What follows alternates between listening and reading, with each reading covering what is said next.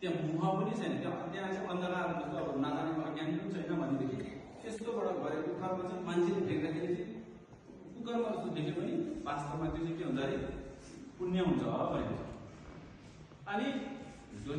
दोस्रो तिम्रो के मिडियामा भनेको चाहिँ रिसको माध्यमबाट गरेको कुराहरू है, लोभले गरेको कुराहरू, अनि तिमुख भनेको चाहिँ अज्ञानको वशमा नजानेर गरेको कुराहरू चाहिँ हेर्दाखेरि राम्रो चटक्क देखे पनि त्यो चाहिँ वास्तवमा चाहिँ फेरि अधर्म हुन्छ अरे, त्यो चाहिँ मिडियामा हुन्छ, अपुण्य हुन्छ भनेको छ है। त्यस कारण हामीले जुनसुकै पुण्य कर्म गर्दाखेरि लोभले गर्नु हुँदैन है, अनि रागले गर्नु हुँदैन, अज्ञानमा आएर पनि गर्नु हुँदैन,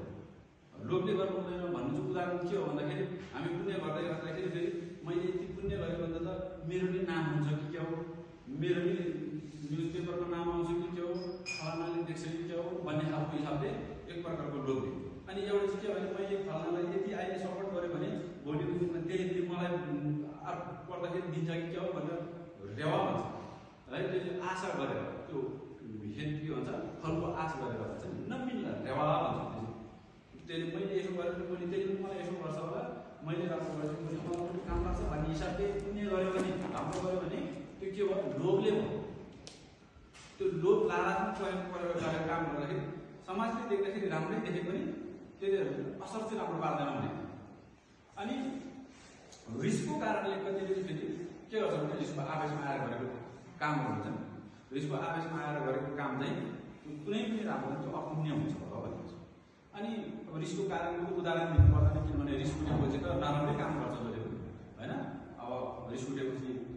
कटुवा वचन पनि बोल्छ, विभिन्न प्रकारको चाहिँ नि हात हतियार पनि प्रयोग गर्छ,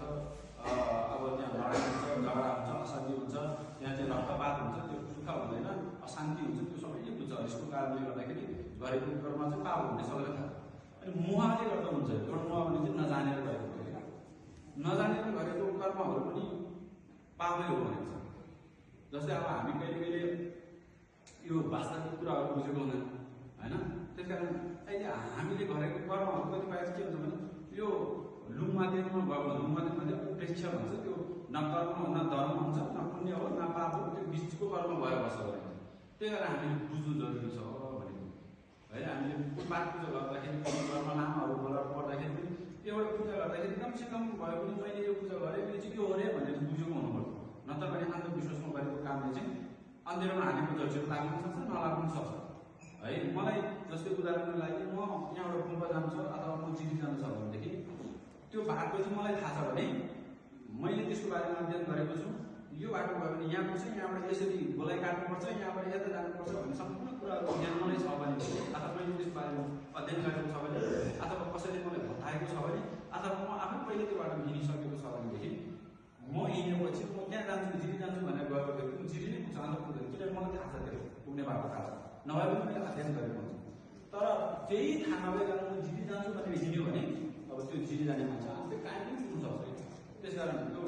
नबुझिकन गरेको कर्म पनि त्यस्तो हो भने त्यसले फल पुग्दैन। अब हामी हाम्रो बुद्धिस्ट समाजमा चाहिँ के छ भन्दाखेरि अहिले एकदम धेरै हुन्छ। हाम्रो गाउँ समाजमा हामी विवाह पनि गर्छौँ, नुहा पनि गर्छौँ, भव पनि गर्छौँ, सबै कर्मकाण्डहरू गर्छौँ। तर किन गरेको भनेर उसले सोधेर उसले थाहा छैन।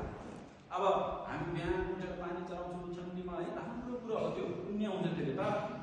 मान्छेहरू पौधो पुगिरहेको हुन्छ, बिहान रात दिन घुमिरहेको हुन्छ, अनि एकजनाले त्यहाँनिर रोकेर चाहिँ तपाईँको घुमिरहेको छ, किन घुमेको, कहाँ पुग्नको लागि घुमेको हो भनेदेखि उसलाई थाहा हुन्छ। अब म कहाँ हिँड्दैछु भने मलाई त थाहा हुनु पर्यो कमसेकम, त्यसो नेपाल गन्तव्यहीन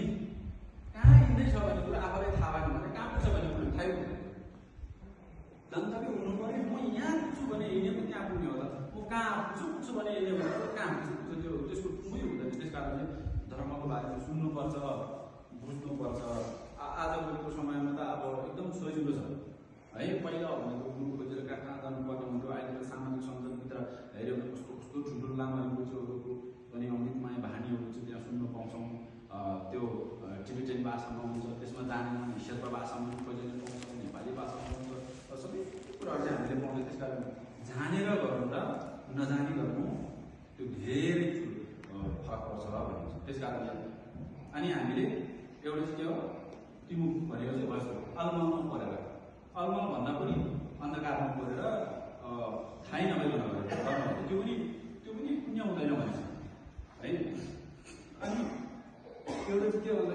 अन्यमा परेर थ्याचुङ भन्छ नि हो त्यसो अन्यमा प्रयोग गरेको कर्म पनि फल दिनु टाइम लाग्छ भनेको छ एकदम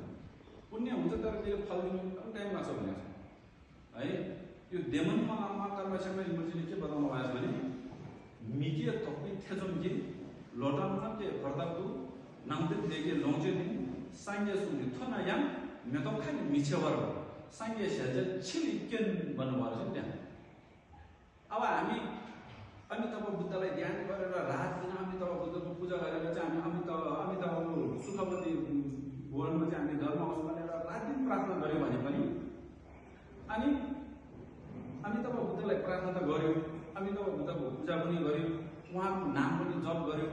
पुण्य त अपार भयो तर उसको मनमा के छ भन्दाखेरि अमिताभ बुद्धको नाम त पुकार्यो जीवनभर यति जप त गरे तर अमिताभ बुद्ध भन्ने चाहिँ छ कि छैन अनि सुखपति भुवन भन्ने चाहिँ छ कि छैन के भन्नु खालको मिडिया तपाईँ थ्याचुङ भन्छ नि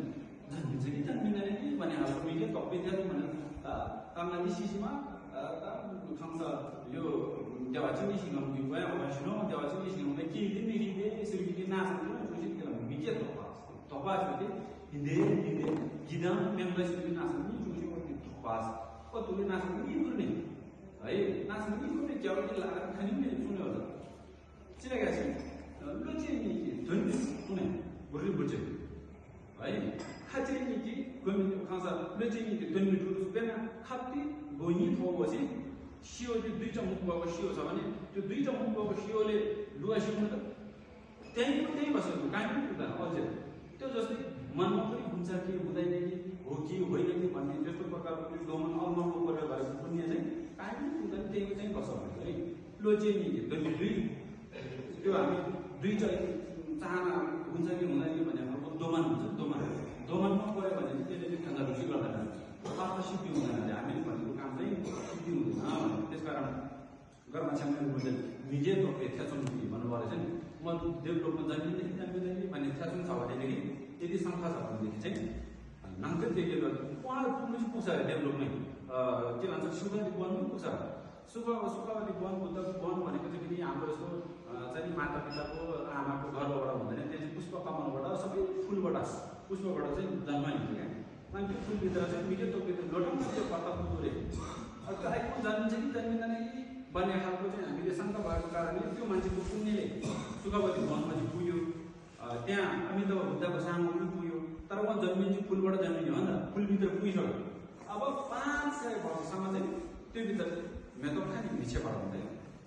लोटाङमा चाहिँ पर्दो नामले बेगे लौटे दिन भने त्यो भित्र चाहिँ फेरि सम्पूर्ण त्यो आदरले पाउने सुख सुविधा सबै पाउँछ उसलाई सबै आनन्द बराबर मिल्छ तर के हुन्छ मेदम खाने त्यो फुल चाहिँ फस्न आउँछ पक्रिँदैन किनभने उसले पहिला त्यो अन्यलमा परेर थ्याचुङ भएर उसले चाहिँ त्यो शङ्का भएको कारणले गर्दा 500 वर्षसम्म त्यो फुलभित्र चाहिँ उसले थुमेर बस्नुपर्छ त्यो फुल चाहिँ पक्रिँदैन अनि साङ्गे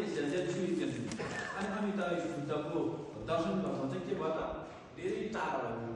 500 वर्ष लाग्छ अगाडि छ तर देख्नु सकेको छ फुलभित्र थुमेर बसेको छ हो त्यस्तो खालको चाहिँ कारण हुनसक्छ त्यसकारण अन्यलमा परेर ज्ञानको बसमा परेर रिसको आवेशमा आएर रागको लोभको आवेशमा आएर गरेको कर्महरू चाहिँ के हुन्छ अरे सबै त्यो चाहिँ अधर्म हो भनेको छ त्यसकारण हामीले अब यस्तो खालको चित्तहरू चाहिँ त्यागेर पुण्य गर्दाखेरि पनि अब आजको जस्तो पवित्र दिनमा तपाईँहरूले जति सक्दो मुनि मन्त्रहरू जति सक्दो वचनहरू पाठ गर्नु सक्यो भने एकदम राम्रो आज तपाईँहरूले क्षणको 100 मात्रै गर्नु सक्यो भने त्यो करोडौँ चाहिँ मुनि मन्त्र पाठ गरेको बराबर पुण्य लाग्छ भनेको छ है यो हामी जान्ने भयो भनेको होइन हामीले त बुद्ध र बोधिसत्वहरूको पहिलाको घटनाप्रखण्ड कलियुगले जे कुराहरू बाइन गरेर राख्नुभएको थियो त्यो तपाईँहरूलाई सबै भनिदिएको मात्र हो हामी त अरूको भाषा सापाटी लिएर त्यो बुद्ध र बोधिसत्वहरूको भाषा चाहिँ सापाटी लिएर तपाईँहरूले भनिदिएको मात्र हो त्यो हामीले जानेर हामीले रचेर हामीले त्यो कल्पना गरेर भनेको कुराहरू त्यसकारण अब तपाईँले बुद्धको वचनप्रति आस्था लाग्छ भनेदेखि चाहिँ आजको दिनमा जति सक्दो तपाईँले मनी गर्नुहोस् मन्त्र गर्नुहोस् महामन्त्रहरू गर्नुहोस् पाठ गर्नुहोस् अब यो व्याख्याको गफ कुरा भन्ने चाहिँ जीवनमा कहिले पनि सक्दैन माइकेल भित्र बसे भन्छ माइकेल भित्र बस्यो भनेको चाहिँ के हो भने यो व्याख्याको गफ चाहिँ सुरु गर्नु मात्रै हो सुरु गरिसकेपछि सबै काम सकेपछि त्यो गफ सक्दैन भनेको छ है यो व्याख्याको कुरा भन्ने चाहिँ कहिल्यै सक्दैन तपाईँहरूले हेर्नुभयो भने कुनै ठाउँमा चाहिँ तीर्थजनहरू ओम थाप्नु गएको हुन्छ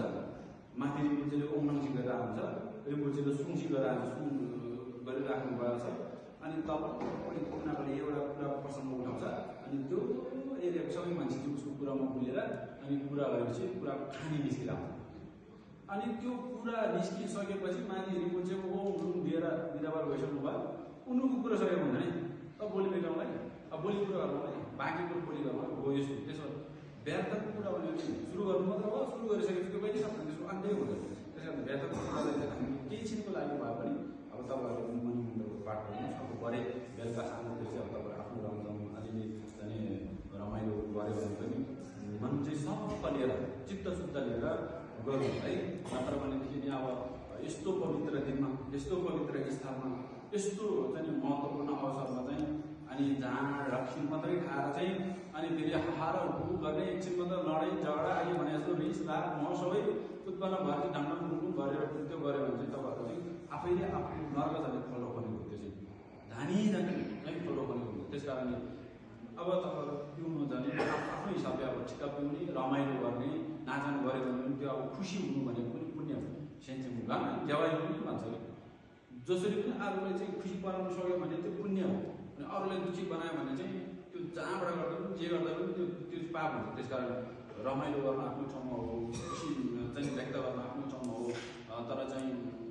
एक प्रकारको चाहिँ आँखै नदेख्ने गरी खाएर लडेर हात खुट्टै बाँच्ने गरी अनि झगडै हुने गरी लडाइँ हुने गरी चाहिँ नपुग्नु। त्यो चाहिँ अब किनभने अब हामी पनि एउटा यहाँ अहिले रहँदा म त यहाँको त केही पनि अधिकारको होइन, त्यही पनि म अहिले यहाँ हाल चाहिँ यो बनाउनुको लागि यसो हेर्नुपर्ने भएको कारणले गर्दाखेरि चाहिँ मैले तपाईँहरूलाई चाहिँ अब यहाँको खेलहरूको चाहिँ मैले उहाँको चाहिँ प्रतिनिधित्व गरेर मैले तपाईँहरू चाहिँ अब किनभने हामी माथि बसिसकेपछि कर्तव्य हुन्छ होइन। भोलि काम तलबाट मिलाए पनि जोस चाहिँ माथि गराउँछ होइन। त्यस कारणले अब यो हाम्रो दायित्व पनि हो, हाम्रो कर्तव्य पनि हो। अनि तपाईँहरू पनि